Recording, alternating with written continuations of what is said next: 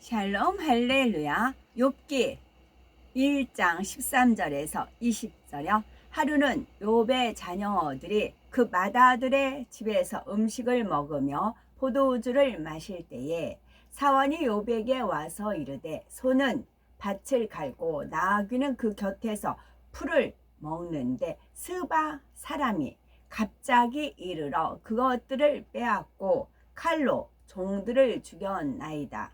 나만 홀로 피하였으므로 주인께 아뢰러 왔나이다. 그가 아직 말하는 동안에 또 한 사람이 와서 아뢰되 하나님의 불이 하늘에서 떨어져서 양과 종들을 살라 버렸나이다. 나만 홀로 피하였으므로 주인께 아뢰러 왔나이다. 그가 아직 말하는 동안에 또 한 사람이 와서 아뢰되 갈대아 사람이 새 무리를 지어 갑자기 낙타에게 달려들어 그것을 빼앗으며 칼로 종들을 죽였나이다. 나만 홀로 피하였으므로 주인께 아뢰러 왔나이다. 그가 아직 말하는 동안에 또 한 사람이 와서 아뢰되 주인의 자녀들이 그들의 맏아들의 집에서 음식을 먹으며 포도주를 마시는데 거친 들에서 큰 바람이 와서 집 내 모퉁이를 치매 그 청년들 위에 무너짐으로 그들이 죽었나이다. 나만 홀로 피하였으므로 주인께 아뢰러 왔나이다 한지라. 욥이 일어나 겉옷을 찢고 머리털을 밀고 땅에 엎드려 예배하며 이르되 내가 모태에서 알몸으로 나왔사온즉 또한 알몸이 그리로 돌아가올지라. 주시니도 여호와시오 거두시니도 여호와이시오니 여호와의 이름이 찬송을 받으실지니이다 하고 이 모든 일에 욥이 범죄하지 아니하고 하나님을 향하여 원망하지 아니하니라. 욥기 강의 세 번째 욥의 1차 시험입니다. 하나님께서 사단의 송사를 허락하심으로 욥에게 본격적으로 시험이 시작이 되었죠. 사단은 욥이 축복받았기에 하나님을 경외하는 것이니 욥의 소유물을 거두어 시험하도록 요청합니다. 이에 하나님께서는 사단에게 내가 그의 소유물을 다 네 손에 붙이노라 하시며 욥의 소유물 전부를 사단에게 붙이셨습니다. 그러나 오직 그의 몸에는 네 손을 대지 말지니라 말씀하셨지요. 그리하여 본격적으로 사단의 시험이 시작이 됩니다.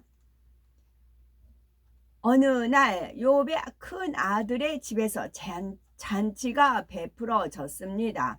욥의 자녀들이 그 집에서 음식을 먹고 마실 때에 욥이 와서 종이 와서 욥에게 고합니다. 스바 사람이 갑자기 와서 소와 나귀를 빼앗고 일을 하던 하인들도 죽였다는 것입니다.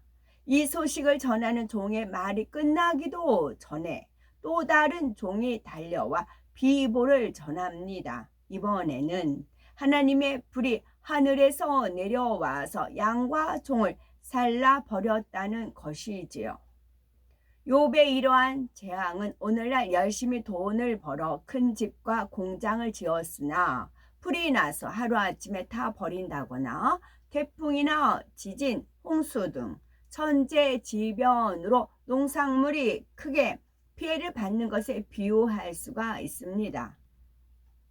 이러한 자연재해도 하나님의 주권하에 있습니다. 물론 하나님께서 태풍이나 불을 보내시는 것은 아닙니다. 사람들이 자연을 파괴했고 공의를 어겼기 때문에 그만한 재앙이 오는 것이지요. 천재지변은 누구에게나 똑같이 피해를 주는 것이 아닌가 할 수 있겠지만 하나님을 잘 믿는 사람은 지킴 받을 수가 있습니다.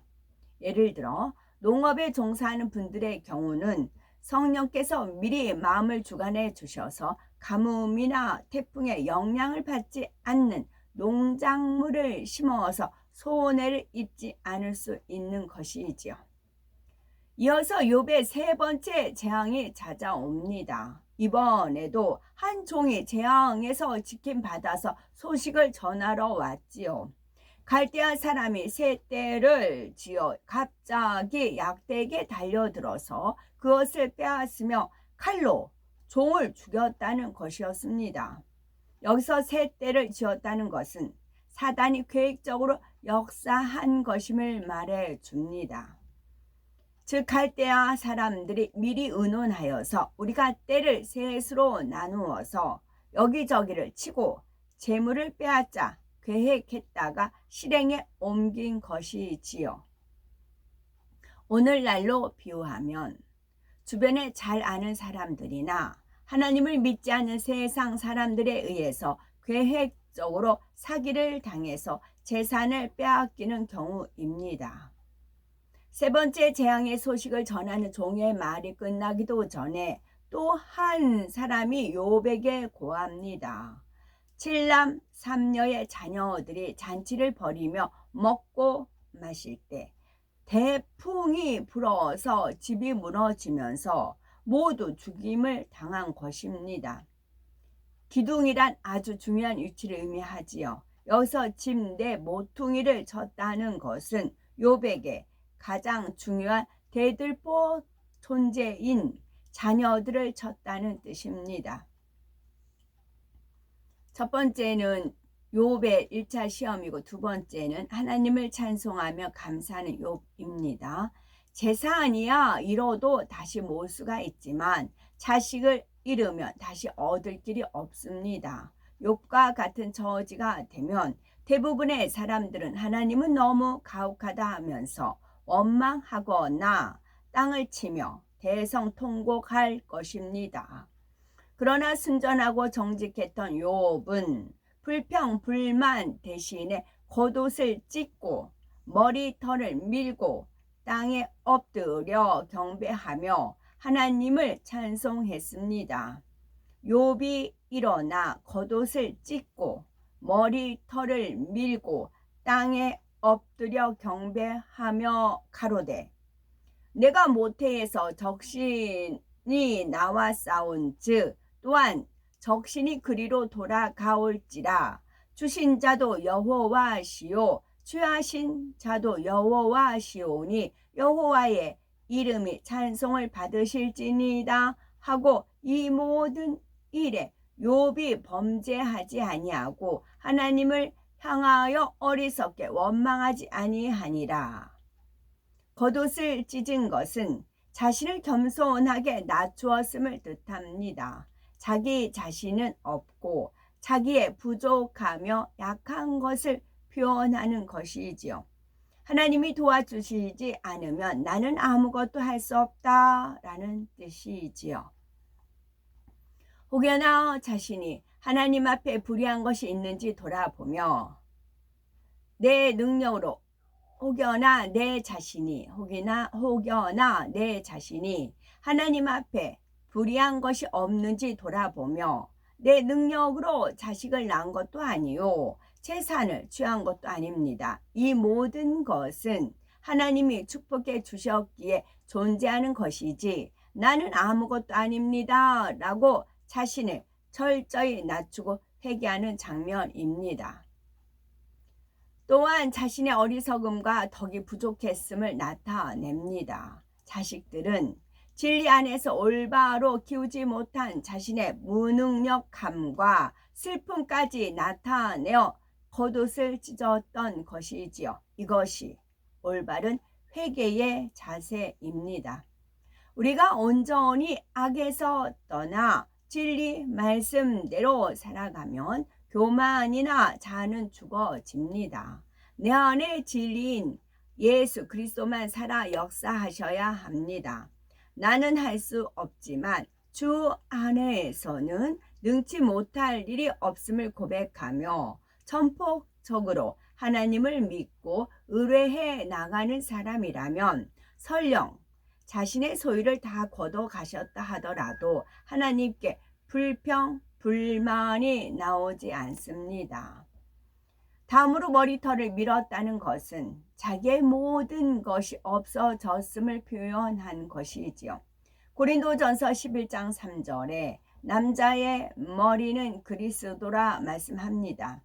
여기서 머리에는 세 가지 뜻이 있습니다. 앞선다는 것과 위라는 것, 쥐가 높다는 것이지요.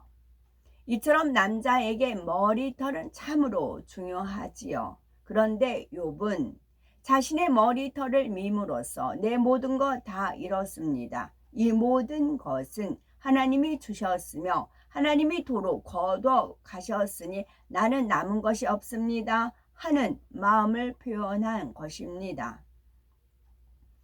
당신은 구약시대이기에 하나님을 향한 신앙을 행위로 나타내었지요.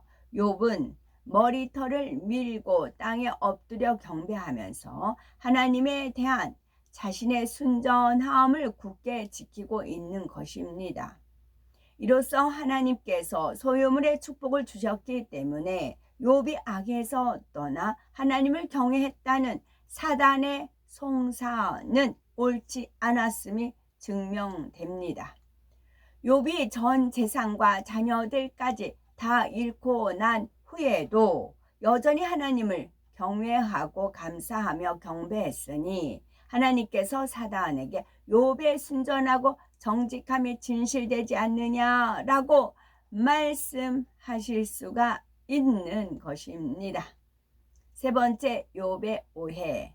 여기서 우리가 놓치지 말아야 할 것이 있습니다. 주신 자도 여호와시요 취하신 자도 여호와라는 욥의 고백 속에는 주시는 것도 거두시는 것도 하나님 마음대로 하실 수 있다라는 의미가 담겨 있다는 점입니다.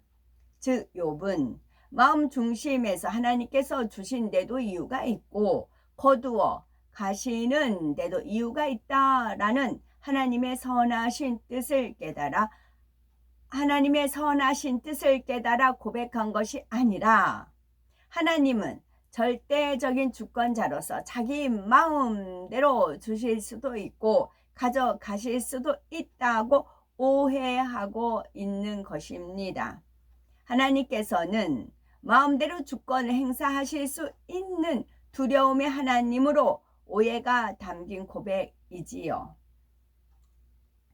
우리는 감사함으로 온전히 통과하셔야 되겠습니다.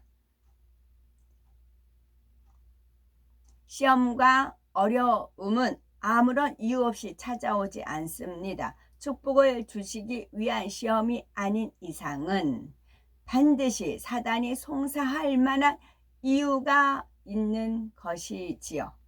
그러니 시험이 왔을 때 자신을 돌아보고 회개하고 돌이켜서 하나님의 뜻 가운데 거해야 하며 더 나아가서 시험을 통해서 자신의 부족한 모습을 깨우쳐 주신 하나님께 감사할 수 있어야 합니다. 이런 경우 시험이 길지 않을 뿐만 아니라 오히려 문제를 해결받고 축복받아 하나님께 영광 돌릴 수가 있지요.